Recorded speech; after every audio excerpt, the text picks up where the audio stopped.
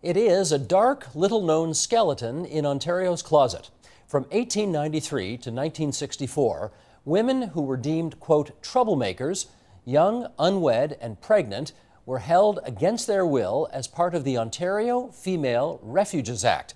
And here now to tell us more is Constance Back. She's a legal scholar and historian at the University of Ottawa, and we're very glad to have you in that chair. Thank you. You and I met once before, and I remember you saying to me, you know, you really got to cover this story, and finally, here we are. That's great news. I want to start by just reading some of the tenets of the Act here so people can get a better sense of what this thing actually was about. As we suggested, late 19th century to 1964, an industrial refuge shall mean an institution for the care of females, an institution to which females may be committed under this Act.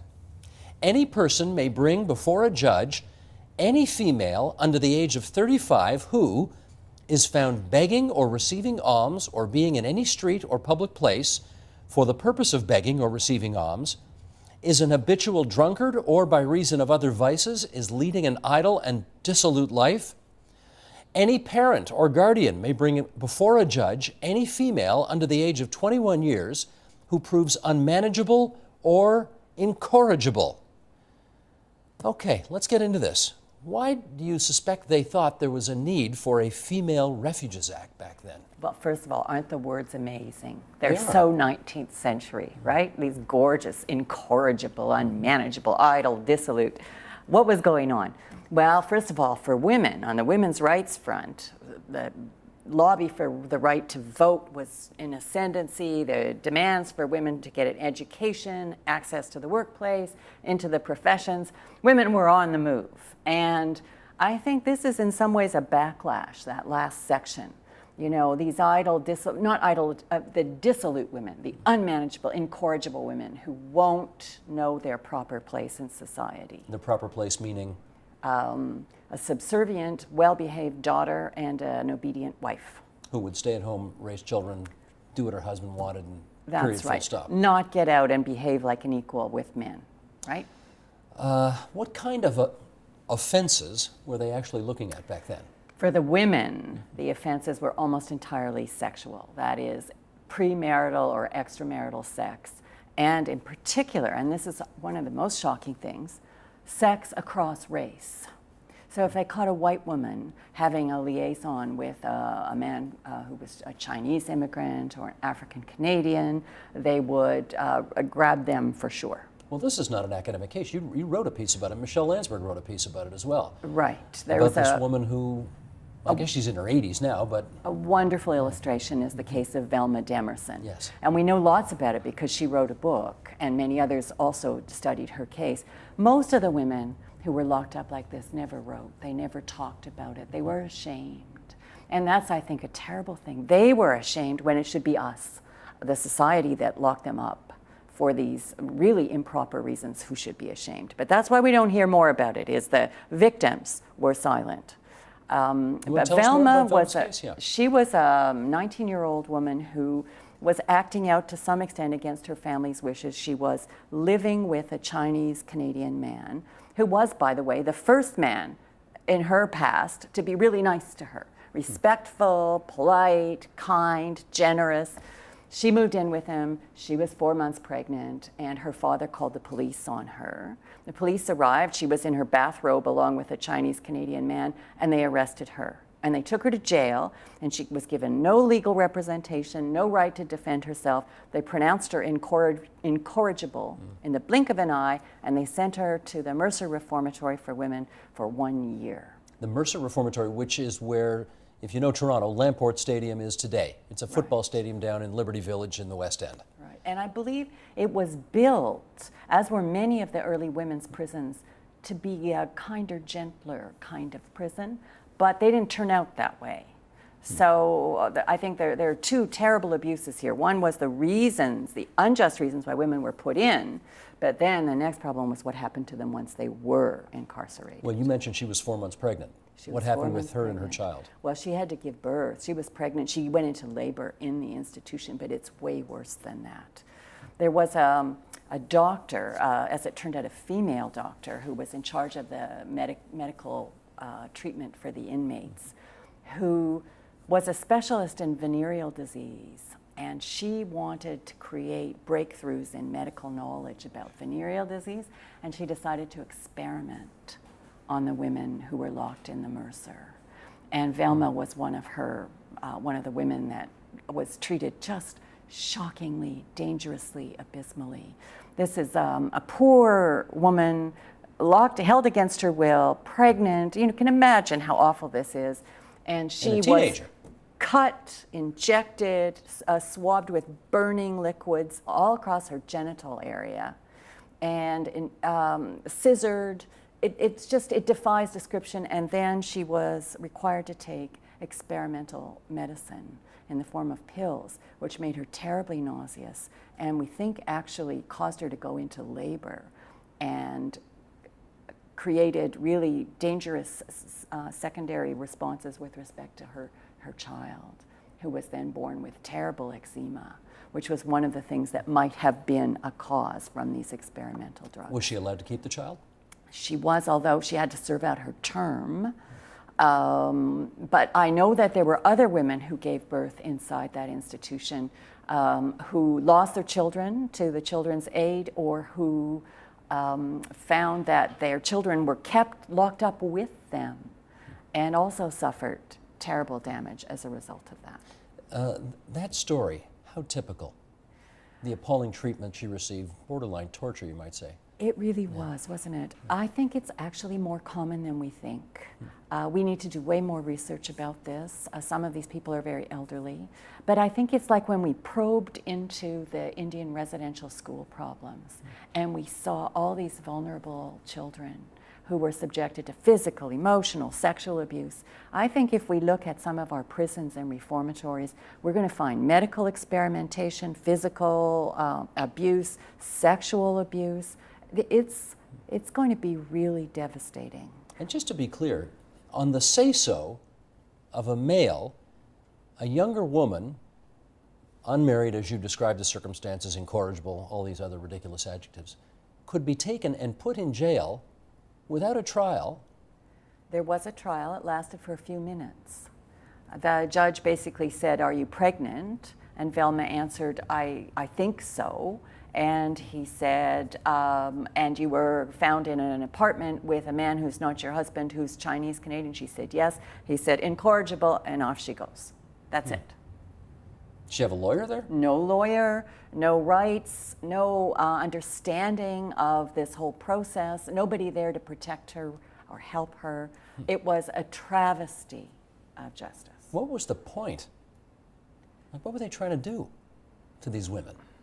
I think they felt that if you were really punitive towards wayward women who wouldn't behave properly, sexually, and be under the thumb of fathers, brothers, husbands, that this would be a lesson to others. And I've heard many people say subsequently that they were threatened as children. You know, if you don't behave, you'll get sent to that reformatory where they hold the girls, right?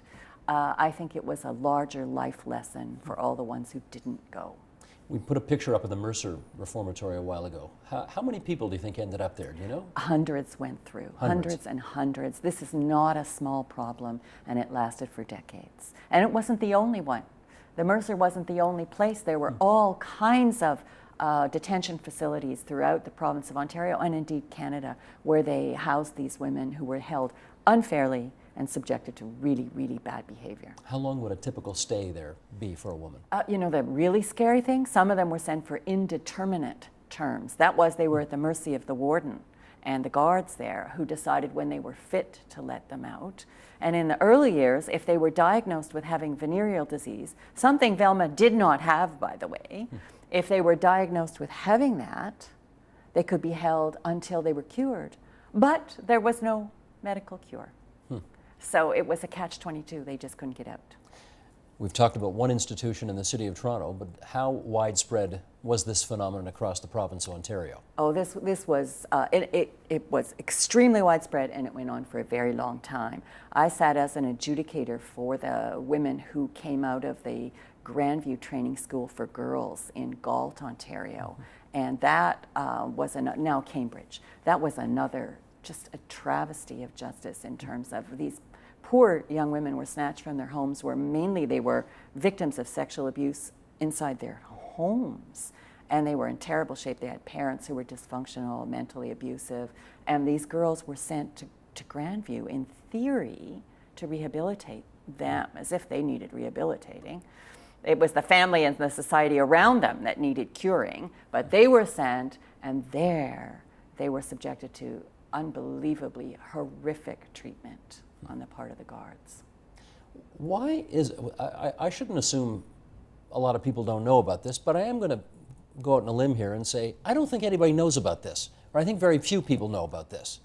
Why do so few people know about this? I think that's heartbreaking. We have a society that locks people up.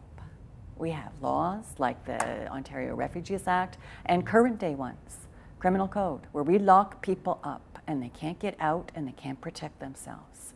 And then we turn a blind eye to it and we say, geez, you know, maybe they deserve what they get. It's on our shoulders what happens to people who are locked up in these prisons and in some cases lockdown group homes even. What's happening? I think we look at the history and we see these terrible abuses. We need to ask ourselves, how are we doing today? Well, before you get there, because I want to pursue this a little more, usually when there have been, let's say, ethnic-based discrimination in the past, locking up Japanese Canadians, taking away their property during the war. Same thing happened to Italian Canadians as well.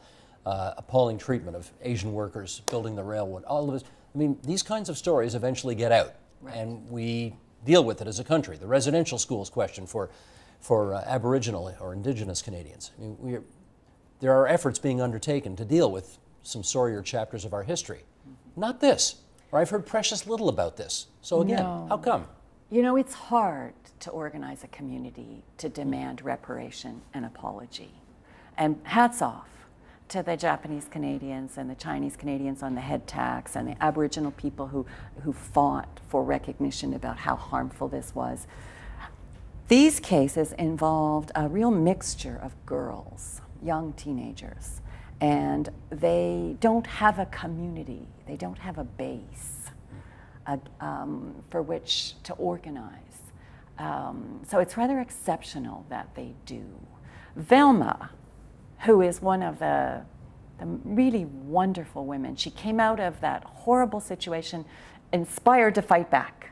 And she hired a lawyer and she took the Ontario government to court and she got a settlement and an apology, but a gag order, which is what lawyers call it when the government settles with you, but they don't want it made public in case anybody else would find out and sue them. So she can't talk about it? So she can't talk about it, except that she does say she was happy with the settlement.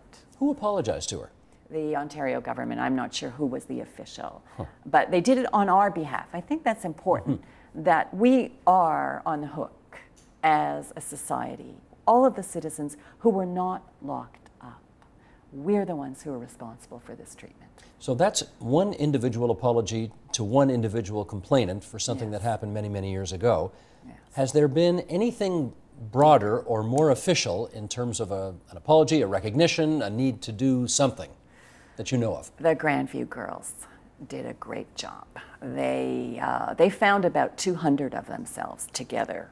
The story is horrific. 2 of the girls were sexually abused by the psychologist who was supposed to be treating them. He would call them into his office and pretend to put them under hypnosis, and then he would make them perform oral sex on them. And a couple of them grew up. They had all kinds of problems, as you might imagine, from that kind of treatment, and they went to see a therapist who got them, with their permission, in touch with each other. And a group began to grow as they discovered he had been through dozens and dozens and dozens of the young women who were locked in. Did they get him at eventually? Grandview. They charged him criminally, and he was not convicted.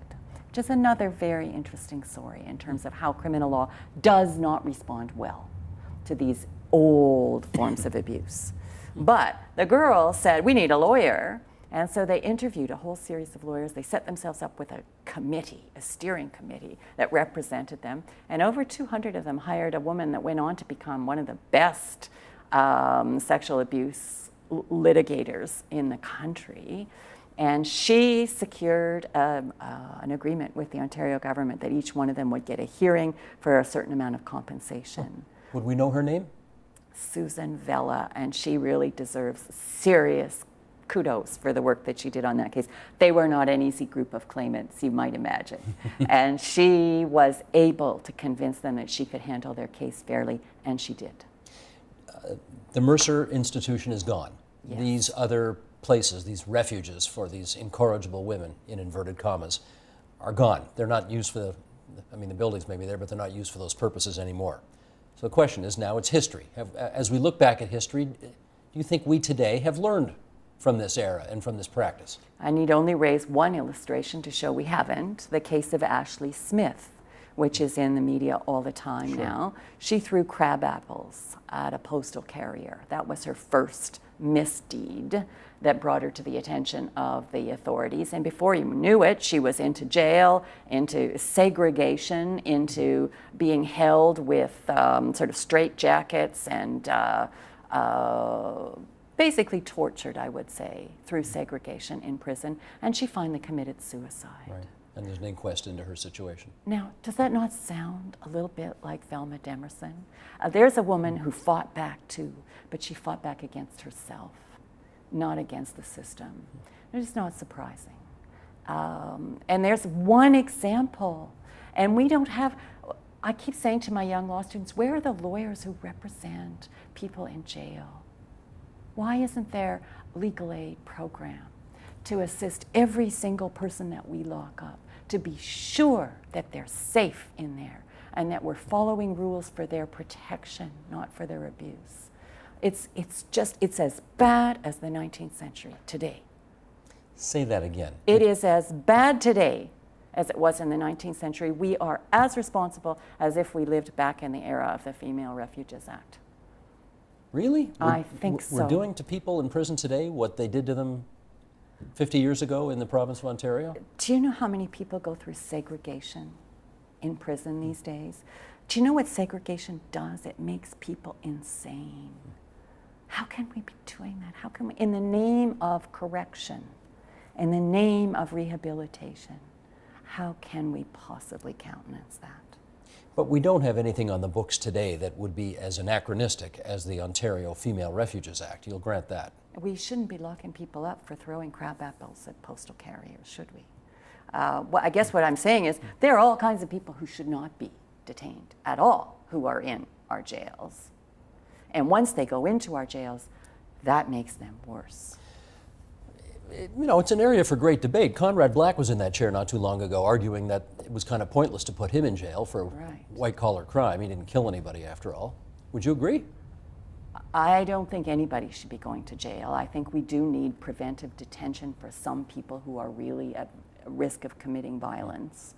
But I am actually against prison. I don't think we know yet how to construct a prison that is rehabilitative.